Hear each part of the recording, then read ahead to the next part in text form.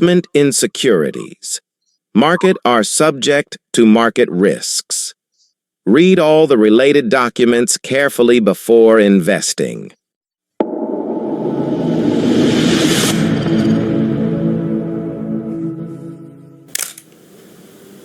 जय महाकाल दोस्तों बहुत समय बाद मैं करीब महीने डेढ़ महीने बाद YouTube पे ये वीडियो शेयर कर रहा हूँ और संडे का वीडियो है ये। जिस तरीके से मैं संडे को हर बार मार्केट एनालिसिस आप लोगों के साथ में शेयर करता हूँ, तो मैंने हमेशा कोशिश की जब भी मैं YouTube पे भी वीडियो नहीं शेयर कर पा रहा था तो एवरी वीक आपको कहीं ना कहीं टेलीग्राम पे, व्हाट्सएप पे, इंस्टाग्राम पे, फेसबुक पे मेरी वीडियोस आपको मिल रही होंगी और बहुत लोगों ने वीडियोस को देखा, समझा और बहुत सपोर्ट किया आप लोगों ने। इसके लिए तहे दिल से शुक्रिया। जय महाकाल। देखिए नेक्स्ट वीक जो कि कल 24 मार्च से स्टार्ट हो रहा है, 24 से 28 मार्च 2025 के लिए हम वीडियो करेंगे, वीडियो को समझेंगे और मार्केट एनालिसिस जैसा कि हर बार संडे की तरह मैं करता हूं आपके साथ। आज 23 मार्च को मैं उसी तरीके से ये शेयर कर रहा हूं। यहां पर मैं, अगर आपको याद हो तो मैंने 2 करेक्शन की टाइम एनालिसिस डिफाइन करी थी, कैलकुलेट करी थी, जिनमें एक टाइम डिफाइन था हमारा 18 अगस्त 2024 से 29 अक्टूबर 2024 और दूसरा हमारा टाइम एनालिसिस था 5 दिसंबर 2024 से 28 मार्च 2025। तो यहां पर कुछ कई लोगों से मेरी बात भी हुई कि बोला सर आप 28 मार्च बोले, ये तो 18 मार्च से ही मार्केट ऊपर आ गया है और ऊपर भाग रहा है, अच्छी तेजी दे रहा है, तो क्या समझें इसको कि ओवर सब कुछ और बढ़िया सब चलेगा। तो देखिए फ्रेंड्स, ये जो हम टाइम एनालिसिस करते हैं, प्राइस एक्शन को रीड करते हैं, ये सब एनालिसिस है, सब स्टडी है। कुछ हमें एक्सपीरियंस के साथ आता है, कुछ हमें स्टडी करने से आता है, कुछ हम घंटों उसकी एनालिसिस करते रहते हैं दिमाग में, कुछ ना कुछ समझते रहते हैं चीजों को, कॉन्सेप्ट्स को, मार्केट के हालात को समझना, सेंटिमेंट्स इकोनॉमी के, ग्लोबल सेंटिमेंट्स को समझना, इस तरीके से एनालिसिस करना आ जाता है और ये एक प्रैक्टिस मांगता है। तो प्रैक्टिस के साथ साथ वो चीजें हो जाती हैं। तो बहुत लोगों का शुक्रिया है जिन्होंने इसको अप्रिशिएट किया है और मैं आपको बताऊं कि बहुत ज्यादा करेक्ट हम नहीं हो सकते यदि हम ये कहते हैं, क्योंकि मैंने एक वीडियो में या मैंने किसी से फोन पे बात करी, उन्होंने मेरे को बोला कि सर ये तो 17% ही ऊपर से गिरा है, आप तो 18% बोल रहे थे। तो मैं यही बोल रहा हूं कि उतना ज्यादा मैथमेटिक्स, उतना एक्यूरेट मार्केट में अगर ढूंढने चलेंगे हम तो नहीं हो पाएगा, ठीक है। तो मार्केट में यही होता है, यही इसीलिए इसका नाम मार्केट है, मार्केट माई बाप है। यहाँ 17% की करेक्शन हो जाना एक हेल्दी करेक्शन माना जाता है। अगर यहाँ पे करेक्शन पूरा ओवर हो चुका है, ये अगर आपके दिमाग में है, तो ये कहीं ना कहीं मेरे दिमाग में भी है और चार्ट भी ऐसा बोल रहा है, लेकिन एक दूसरी बात भी चार्ट बोल रहा है। तो आज हम चार्ट पे चलेंगे, चार्ट की एनालिसिस करेंगे और चार्ट पे चलते हैं। चलिए फिर हम आगे की बात को समझने का प्रयास करते हैं। मैं आपके साथ में निफ्टी का चार्ट शेयर कर रहा हूं। ये निफ्टी का डेली चार्ट है और इस निफ्टी के डेली चार्ट पर 23,350 पर क्लोजिंग दी है निफ्टी ने। 23,350 के ऊपर की क्लोजिंग है। अब यहां पर लगातार 5 दिन बढ़िया मार्केट मूव दिया है, यानी कि लास्ट वीक में पूरा बाजार यहां से मान के चलिए इसका जो लेवल था वो 22,350 से 23,350, 1,000 पॉइंट की रैली एक सप्ताह में और बैंक निफ्टी ने भी बेहतरीन परफॉर्मेंस दी इसके साथ में। तो यहां पर निफ्टी का अभी जो रेजिस्टेंस है, जो हम चार्ट की स्टडी करते हैं तो उसके ऊपर पहले से मार्क किया हुआ, काफी टाइम से मार्क किया है और ये रेजिस्टेंस मैंने मार्क किया था 3 जनवरी 2025 को। तो 3 जनवरी 2025 का जो रेजिस्टेंस है वो है 24,061.72। आप अगर इसको राउंड फिगर पकड़ें तो 24,101 रेजिस्टेंस है, 24,100। अगर मैं बात करता हूं यहाँ पे रेजिस्टेंस की, तो रेजिस्टेंस निकल के आता है 24,100, ये जो आप देख रहे हैं यहाँ पर। दूसरा रेजिस्टेंस और मार्क किया हुआ है वो है 25,288। ये दो रेजिस्टेंस हैं। क्या ये दो रेजिस्टेंस का हमें वेट करना होगा आगे की खरीदारी के लिए? क्या हमें खरीदारी करनी चाहिए? दो बातें। तो खरीदारी तो बिल्कुल करनी चाहिए। मैंने हर गिरावट में ये बात बोली और अब फिर रिपीट कर रहा हूं, जो लोग अपने पोर्टफोलियो को बनाते हैं उनको पहली बात यही नहीं पता कि वो पोर्टफोलियो बना रहे हैं या ट्रेडिंग कर रहे हैं।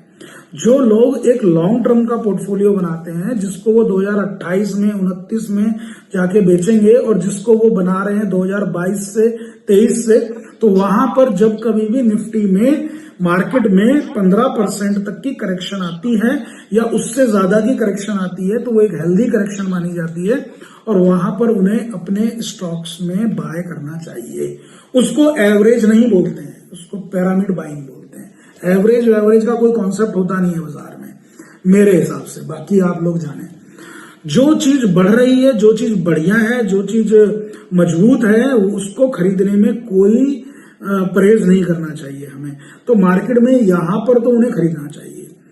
उन लोगों को, जो लोग ट्रेडिंग कर रहे हैं, ट्रेडिंग में फंसे हुए हैं, वो यहां से मान लीजिए मार्च में उन्होंने 4-5 मार्च से स्टार्ट किया खरीदना, या अभी फिलहाल नेक्स्ट पिछले सप्ताह में उन्होंने खरीदा, उनके लिए एक सेंटेंस है, इंपॉर्टेंट है, ध्यान दीजिए। उन्हें प्रॉफिट बुक करना चाहिए, क्योंकि वो ट्रेडर है।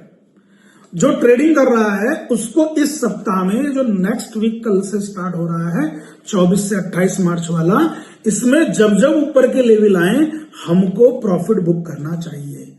पहला रेजिस्टेंस जो हमें फेस करना होगा वो ये रेजिस्टेंस हमें फेस करना पड़ेगा मार्केट में। ये कैंडल आप देख रहे हैं, इस कैंडल का हाई है 23,546। ये है 31 जनवरी 2025 की कैंडल और ये इंपॉर्टेंट कैंडल है इसलिए, और रेजिस्टेंस भी बड़ा इंपॉर्टेंट है, इन बातों का ध्यान रखना है। तो इसका जो रेजिस्टेंस है वो 23,546 है। 23,546 के ऊपर अगर क्लोजिंग करता है, इंट्राडे में आता है एक अलग बात है, इसके ऊपर अगर क्लोजिंग करता है, इसके ऊपर 23,546 के ऊपर अगर क्लोजिंग करता है निफ्टी, तो निफ्टी को 24,100 जाने से कोई नहीं रोक पाएगा। एकदम खुला सिग्नल है, खटाक से चला जाएगा, चार्ट ऐसा बता रहा है। ठीक है, तो ये चार्ट की एनालिसिस मैंने लॉन्ग टर्म वालों को क्या करना है, कैसे करना है, वो भी मैंने बताया। प्रॉफिट बुकिंग किसको करनी है? जो ट्रेडर है, जो बहुत ही शॉर्ट टर्म ट्रेडर है, प्राइस को देख के बहुत जल्दी पैनिक हो जाना, ऐसे लोगों को प्रॉफिट बुक करना चाहिए इस वीक में। क्योंकि जिस तरीके से ये डेली चार्ट है, ये बता रहा है, ये एनालिसिस डेली चार्ट कर रहा है। अब एक बार में आपको निफ्टी का, क्योंकि मीडियम टर्म के लिए एनालिसिस भी निफ्टी का करना बहुत जरूरी है। और एक क्वेश्चन और दिमाग में चल रहा है काफी मेरे पास, क्योंकि मैसेज है उस तरीके की, क्या बॉटम आउट हो चुका है? हमें इस चक्कर में नहीं पड़ना चाहिए कि बॉटम आउट हो चुका है। हमें दो बातों का ध्यान रखना चाहिए। एक तो ये जो मैंने अभी लेवल आपके साथ शेयर किया 23,546 वाला, 23,546, इसके ऊपर की क्लोजिंग हमें 24,100 तक के रिजल्ट दे देगी, यानी कि वहां तक के टारगेट दे देगी। तो हमें इस बात पे फोकस करना चाहिए, यानी कि लेवल वाइज ट्रेड करते चले जाओ। और जब भी इस लाइन के ऊपर हम क्लोज हो जाएंगे तो वो ट्रेंड रिवर्सल का सिग्नल देगा। मैं आपको ट्रेंड रिवर्सल का सिग्नल, तो ये लेवल क्यों इंपॉर्टेंट है 23,546, ये मैं आपको वीकली चार्ट में दिखाता हूं। ज्योतिष के हिसाब से ये इंपॉर्टेंट डेट पे, इंपॉर्टेंट टाइम फ्रेम पे एक ये कैंडल बना है और इंपॉर्टेंट लेवल है। ठीक, और देखिए कितनी खूबसूरती है, टेक्निकल हो, एस्ट्रो हो, फंडामेंटल हो, कहीं ना कहीं सब को रिलेटेड होते हैं, कहीं ना कहीं सब एक दूसरे को सपोर्ट कर रहे होते हैं। कितने बेहतरीन मिस्ट्री के साथ में स्टॉक मार्केट की स्टडी बनी है और स्टॉक मार्केट है। आप इसका वीकली चार्ट देखिए निफ्टी का, आपको सीखने को बहुत मिलेगा इस वीडियो में। प्लीज लाइक कीजिएगा चैनल को, और टेलीग्राम पे अगर जुड़ना है तो डिस्क्रिप्शन में लिंक है, आप टेलीग्राम पे भी जुड़ सकते हैं। ठीक है। टेलीग्राम पे मैं घड़ी घड़ी time to time live stream करता रहता हूँ, टेलीग्राम पे अपडेशन देता रहता हूँ आपको अपनी स्टडीज की, तो वहां पे आप जुड़ सकते हैं। और प्लीज चैनल को ज्यादा से ज्यादा सब्सक्राइब कीजिए फ्रेंड्स, और वीडियो को लाइक कीजिए।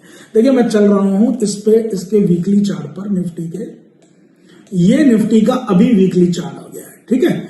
यहां पे निफ्टी के वीकली चार्ट में हम क्या देख रहे हैं, ये देखिए आप। अगर मैं निफ्टी के वीकली चार्ट पर, एक पहली चीज तो मैं देख रहा हूं कि वॉल्यूम में थोड़ा इंप्रूवमेंट आया है। उसके अलावा अगर मैं देखूं वीकली चार्ट पर, तो मैं एक ट्रेंड लाइन को ड्रॉ करता हूं आपके लिए, ट्रेंड लाइन, जो कि हम टेक्निकल एनालिसिस में ट्रेंड लाइन करते हैं। यहां देखेंगे आप, ये मैं ट्रेंड लाइन ड्रॉ कर रहा हूं। ट्रेंड लाइन फ्रेंड्स अच्छे से ड्रॉ करना सीखिए, ट्रेंड लाइन का बहुत इंपॉर्टेंस होता है लाइफ में। यहां पे स्टॉक मार्केट के एनालिसिस में ये हमारी ट्रेंड लाइन, आप देखिए कितनी खूबसूरत ट्रेंड लाइन ड्रॉ की है। ये वीकली चार्ट है हमारा निफ्टी का, और निफ्टी के वीकली चार्ट पे ये ट्रेंड लाइन मैंने ड्रॉ की है। ट्रेंड लाइन को तोड़ने को बेकरार है ये एक मोरोबोजू कैंडल, जो कि लास्ट वीक में बनी है।